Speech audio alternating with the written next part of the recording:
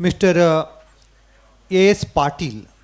He'll be talking, he's the importer and exporter of agro products. We'll be talking on importance of research in new varieties from the point of view of farmers. At the outset, let me thank the organizers, the scientists, and all the people who are here to give me an opportunity to speak on this subject. Now, this is a pretty general topic, not like the other deliveries made by scientists earlier, wherein specific performance has been recorded. So let us start. So this is the introduction. Basically an horticulturist turned consultant.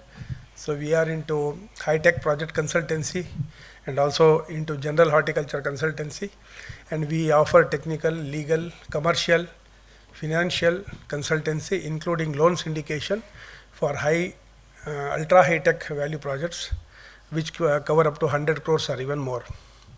So we do around the services, starting from conceptualization to the marketing idea support, and we also prepare project reports and help people to get the bank loans. I'm also an empaneled consultant with NABCons, which is a consultancy wing of NABARD.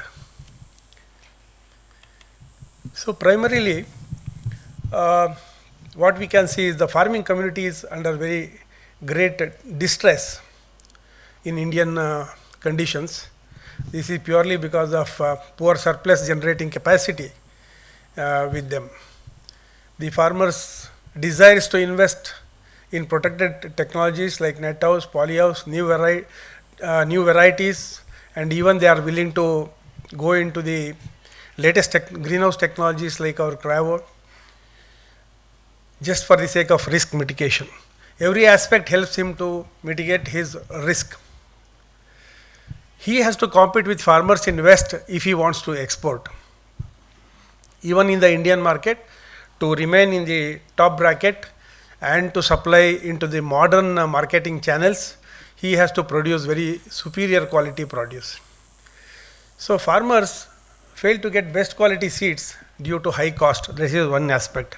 Although many farmers are purchasing costly seeds, I hope you know, especially in horticulture sector, it is charged by numbers and not by weight.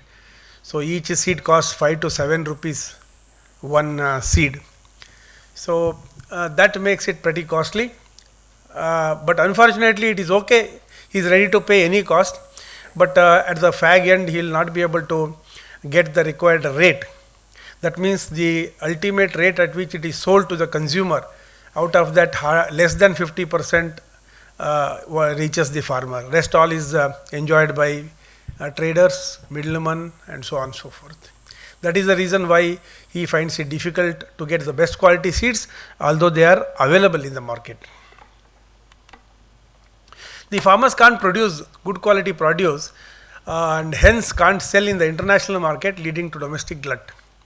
See, this means it can be due to best quality seeds or farmers' inability to cultivate, follow good agronomic or horticultural practices like growing in protected cultivation, etc., so that the quality of produce is in the best condition, or as it is in the latest days that supermarkets are demanding produce from hydroponic cultivation. So they are getting priced differently. Hydroponic cultivation produce is being paid well, better compared to open cultivation. So that means a farmer is forced to go into this kind of investment. So as I said, farmer strongly desires for seeds of high quality and desirable traits, which can be keeping quality or color or disease and pest resistance or processing capabilities, and so on and so forth.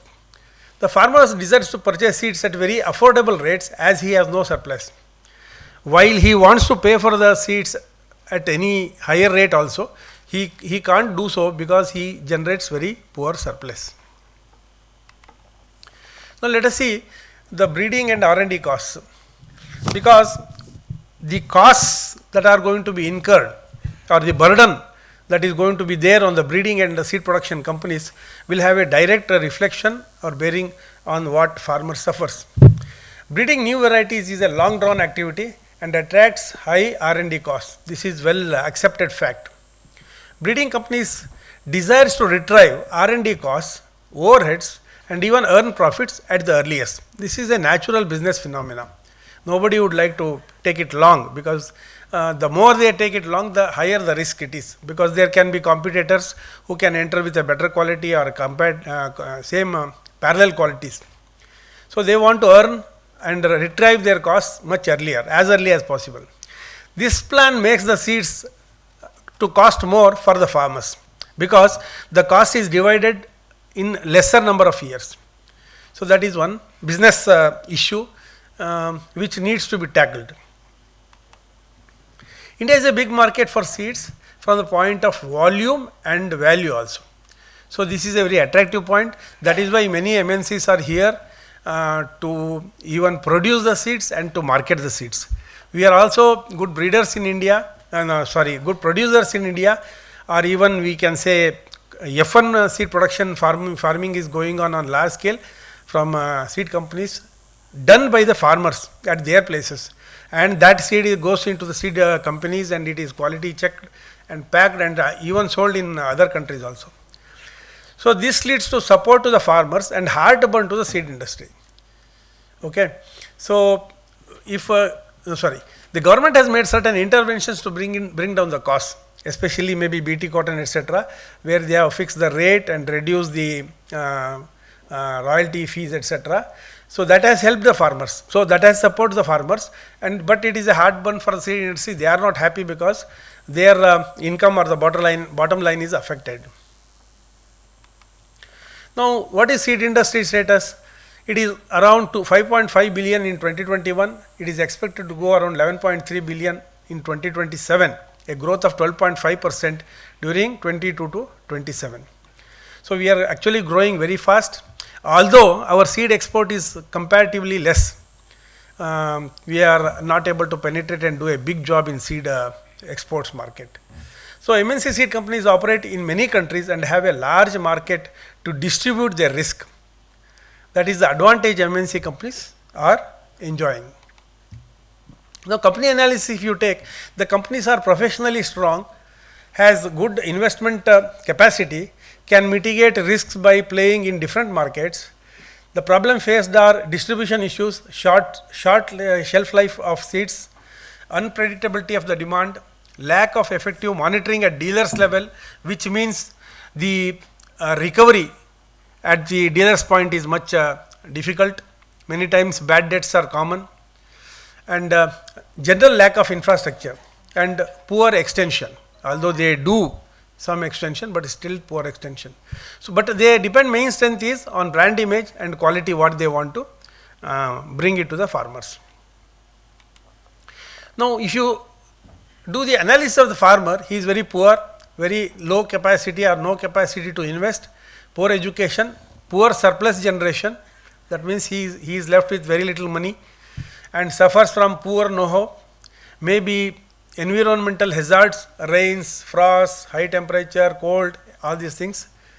And Indian farming generally is distributed with small and marginal farmers, that is less than 5 acres holdings.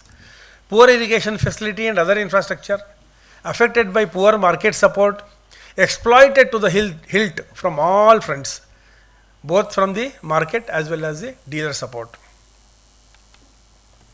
What is the change expected?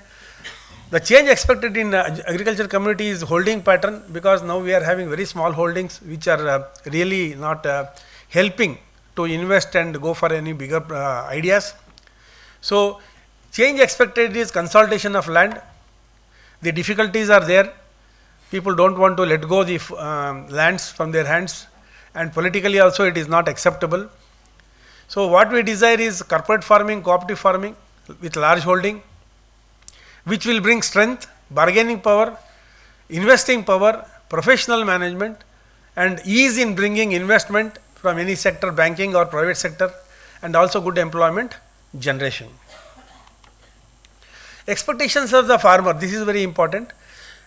He wants best seeds with the desired traits, there is no doubt about it. He is willing to pay higher price, there is no doubt about it, although it is not expressed in this fashion.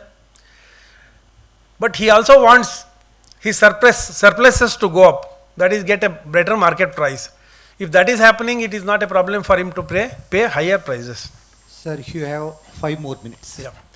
So the strengths are to increase the suggestions are, this is very interesting or useful to us, to increase the payback period of R&D expenses up to 8 or 10 years. So if you increase the payback period of the investment made for R&D of each variety to a longer duration, the cost on the unit cost, the charge on seed packets or per kg or per gram, it can be reduced for the benefit of the farmer. Here we are actually playing a kind of a game. While we can't say no to the breeders and seed companies for charging their royalty or earning more, we also want to know how to manipulate, make changes in a positive way so that the farmer is not affected. We should have win-win situation. So government has to work out cost of production and R&D expenses vis-a-vis selling price of the seed for each variety. So this is basically data. Provide funds at subsidized rates at 5 to 6% per annum, considering LIBOR or SOFR rates, which is around 5.43% for 1 year. So they can get, LIBOR rates or SOFR rates are now much higher compared to earlier years when it was only 2%. So anyway, that will be the benchmark, and based on that we should be able to provide at very low rate, subsidized rates funding to the R&D function. If R&D and seed multiplication is done on Indian soil, then provide cheaper funds to such organizations or companies.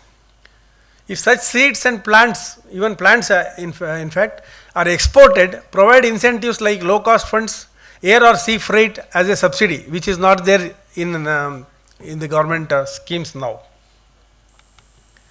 So these measures help to get cheaper funds for the R&D, employment generation, helps to earn forex, keeps retail seed price under check by intervention. So this has to be the win-win situation. Government should mandate government research institutions, universities to breed international quality seeds for domestic and export market. A lot has been done, no doubt about it, but still we are now dependent on MNC seeds which are much costlier. From that angle, something needs to be done. So I also suggest that government should be able to provide, say, up to 25 acres land free for R&D units, processing unit, packing units, so thereby the cost of producing or R&D cost, etc. comes down.